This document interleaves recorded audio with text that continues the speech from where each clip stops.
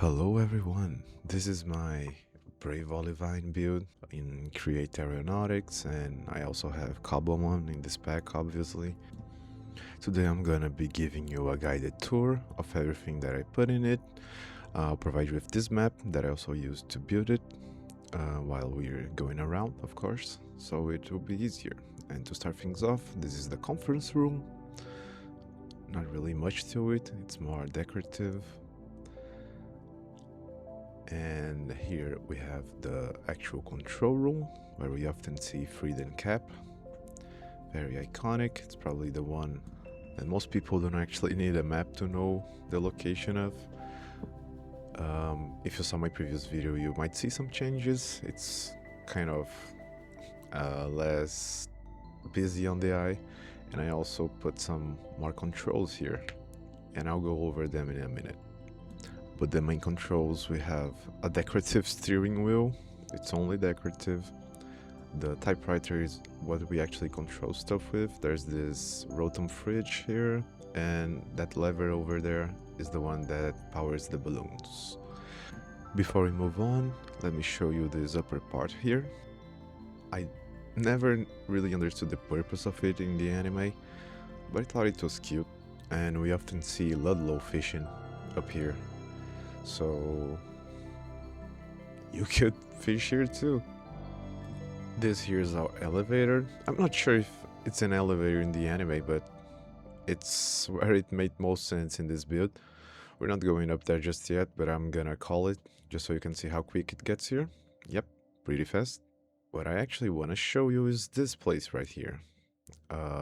Over here we'll go later, but this is supposed to be the infirmary actually, but I made it the kitchen. You'll see why in just a second. So we have all the kitchen utilities. You can use the Cobblemon cooking pot, decorative sink, a bunch of drawers, the fridge from Farmer's Delight too. There's this rotom oven, smoker and crafting tables, fossil analyzer, a PC, and of course a healing station, because we have no actual infirmary. For convenience, it's all here together in the kitchen. And also for convenience, there's this rotation output here. You can recharge your jetpacks or do anything really. There's room to be found, especially here. There's this little storage. You can definitely do something here. I'm just using for decoration mostly, but you can definitely put some actually useful stuff in there.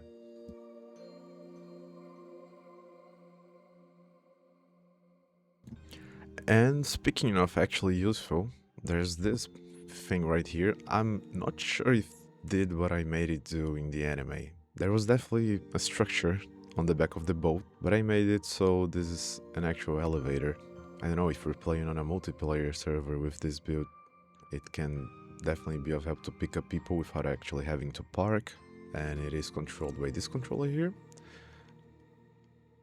You should probably have two set up together because I really tried, but it just wasn't working with an actual controller inside the elevator. It was always glitching out, so it's probably better that you take one controller and use it like I am here. Which is why I left this chest here, so you can put the extra controller there. S makes it go down and W makes it go up. That's about it. I had to make it 2 blocks tall, otherwise you'd fall through the floor all the time. It's annoying and kind of ugly, but it had to be done.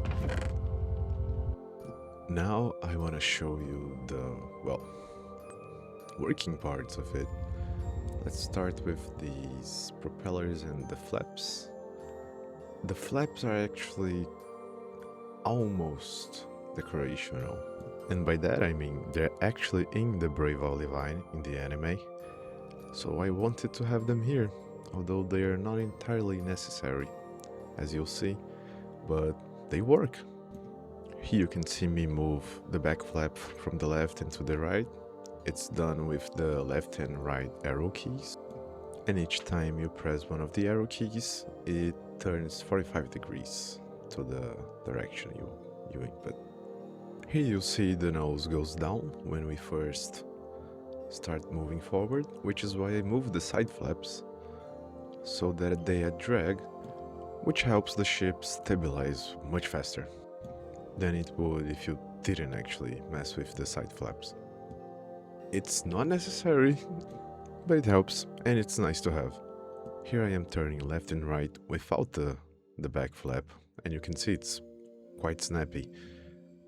It's done by pressing W together with A or D to change our direction. I think I made it intuitive enough to control. When you're going forward with W, pressing A makes the left propeller reverse its direction, which makes us turn left. And likewise, pressing D makes the right propeller reverse its direction, which makes us turn to the right. Now here I am finally using the back flap. You can see we start turning ever so slightly by just pressing W together with arrow keys to move the back flap. And now one of my favorite parts of this build is the transforming battlefield.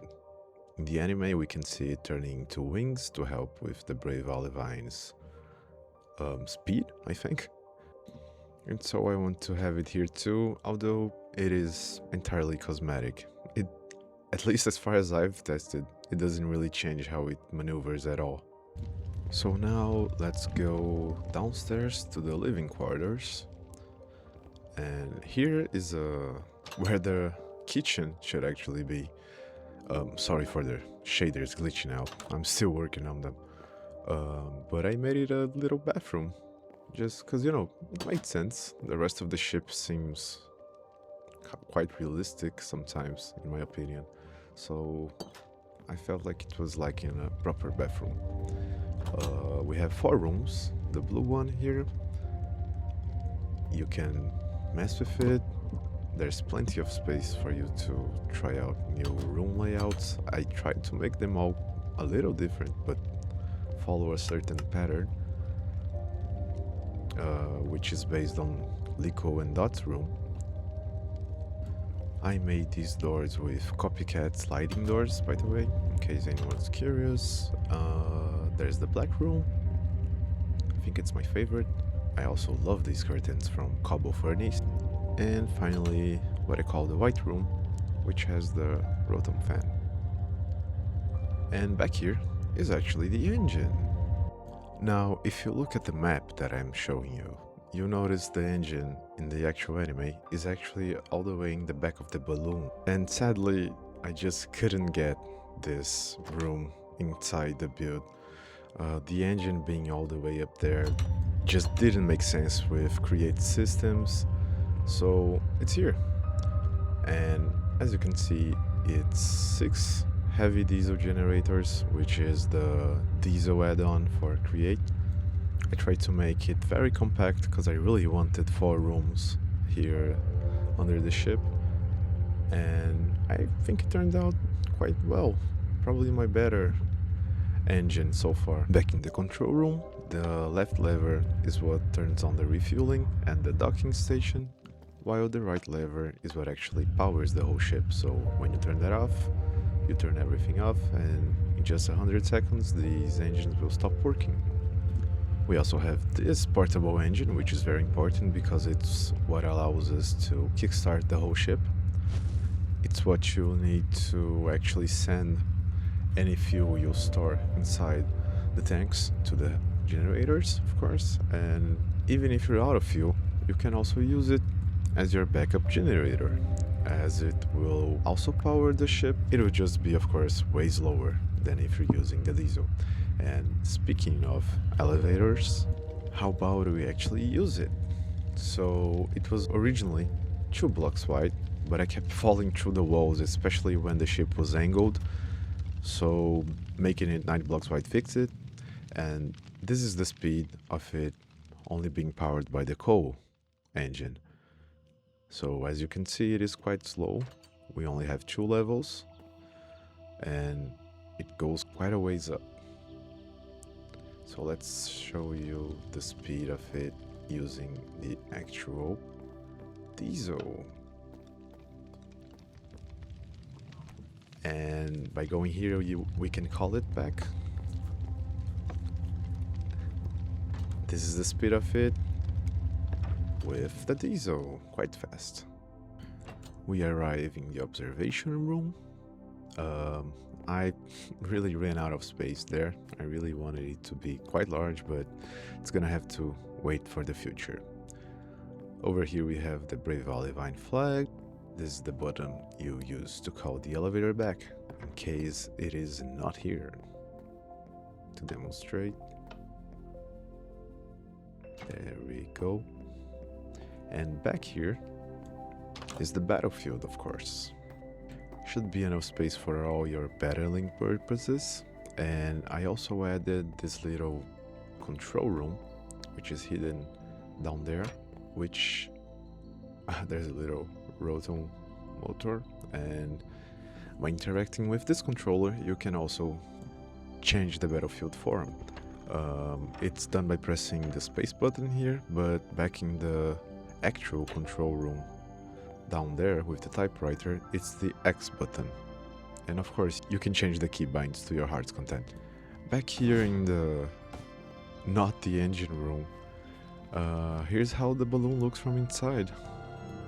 These back things here are what power the back flaps and the back propeller. The ones on the sides, obviously the side propellers and the side flaps.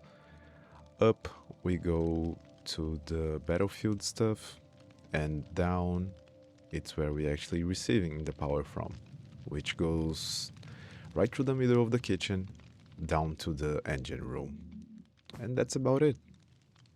So that was the Brave Olivine. There's still some room for improvement, of course. I'm probably not going to mess with this version anymore, and if I ever go back to a Brave Olivine build, I'm probably just gonna try to make it overall bigger, so that I can actually make use of these structures here on the side. Maybe make the engine room actually accurate on the back of the ship. It's probably a way to do it. Along with all the refueling shenanigans that will have to be adjusted for that. And yeah, I love a walkable balloon interior. Maybe with some add-ons, who knows. But that's it.